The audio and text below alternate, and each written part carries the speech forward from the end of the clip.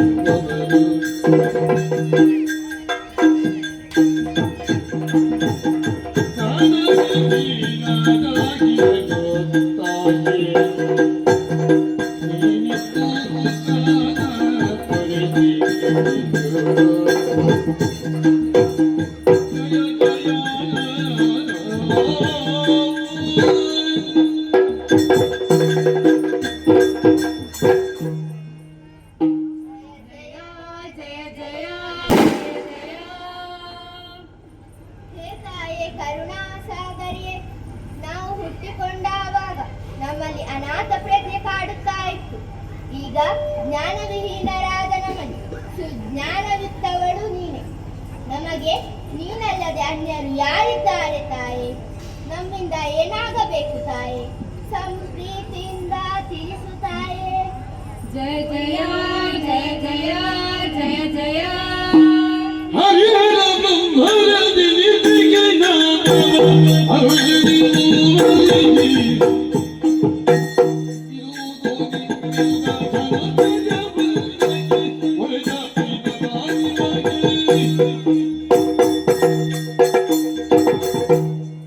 ಓ ನನ್ನ ಮಕ್ಕಳೇ, ಭಯಗೊಳ್ಳದಿ. ನನ್ನ ಸಂಕಲ್ಪ ಮಾತ್ರದಿಂದಲೇ ನಿಮ್ಮ ಸೃಷ್ಟಿಯಾಗಿದೆ. ನಿಮಗೆ ಗುರುತಿಸಲು ಒಂದೊಂದು ಶುಭ ನಾಮವನ್ನು ಇರಿಸಲಿದ್ದೇನೆ. ಏನು ತಾಯೇ? ಗೌರವರ್ಣದಿಂದ ಕೂಡಿರುವಂತ ನೀನೇ ಬ್ರಹ್ಮ. ಆದೀತು ಅಮ್ಮ. ನೀಲವರ್ಣದಿಂದ ಕೂಡಿರುವಂತ ನೀನೇ ವಿಷ್ಣು. ಆದೀತು ಜನನಿ. ಶ್ವೇತವರ್ಣದಿಂದ ಕೂಡಿರುವಂತಹ ನೀನೇ ಮಹೇಶ್ವರ. ಆದೀತು ತಾಯೇ. ಮಕ್ಕಳೇ, ಅಮ್ಮ ಮುಂದೆ ನಿಮ್ಮಿಂದ ಘನಕಾರ್ಯಾಗಬೇಕಾಗಿದೆ. ಏನು ತಾಯೇ? ಹೋದ ಕಲ್ಪಕಿಲ ಯಾವಾಗ ಚಂಚವ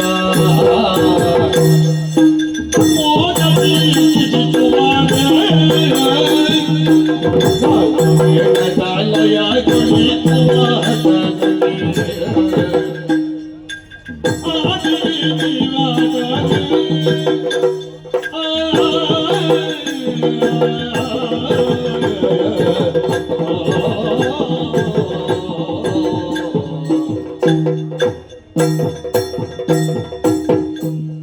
ಮಕ್ಕಳೇ, ಅಮ್ಮ ನಿಮ್ಮ ಜನ್ಮಕ್ಕೆ ನಾನೇ ಕಾರಣಳಾಗಿರುವುದೆಂತ ಕಳೆದ ಕಲ್ಪದಲ್ಲಿ ಲಯವಾದ ಪ್ರಪಂಚವನ್ನು ಮತ್ತೊಮ್ಮೆ ಸೃಷ್ಟಿಸಬೇಕಾಗಿದೆ.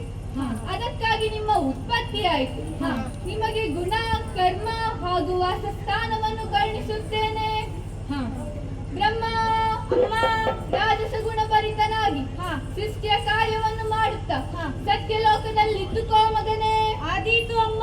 ನಾರಾಯಣ ಜನನಿ ಸಾತ್ವಿಕ ಗುಣಭರಿತನಾಗಿ ಪಾಲನಾ ಕಾರ್ಯವನ್ನು ಮಾಡುತ್ತಾ ವೈಕುಂಠದಲ್ಲಿದ್ದುಕೋ ಮಗನೇ. ಆದೀತು ಜನನಿ ಮಹೇಶ್ವರ ತಾಯೇ.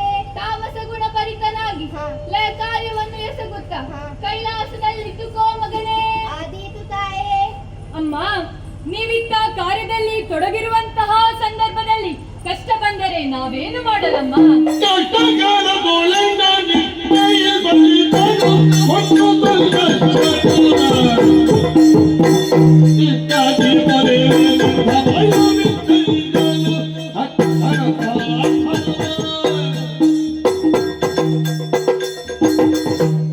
ಮಕ್ಕಳೇ, ಅಮ್ಮ ನಿಮ್ಮ ನಿಮ್ಮ ಕಾರ್ಯದಲ್ಲಿ ತೊಡಗಿರುವಂತಹ ಸಂದರ್ಭ ಕಷ್ಟಗಳು ಎದುರಾದರೆ ನಿಷ್ಠೆಯಿಂದ ನನ್ನನ್ನು ಧ್ಯಾನಿಸಿ ನಾನೇ ಪ್ರತ್ಯಕ್ಷವಾಗಿ ಅಥವಾ ಪರೋಕ್ಷವಾಗಿ ಬಂದು ನಿಮ್ಮ ಕಷ್ಟಗಳನ್ನು ನಿವಾರಿಸುತ್ತೇನೆ.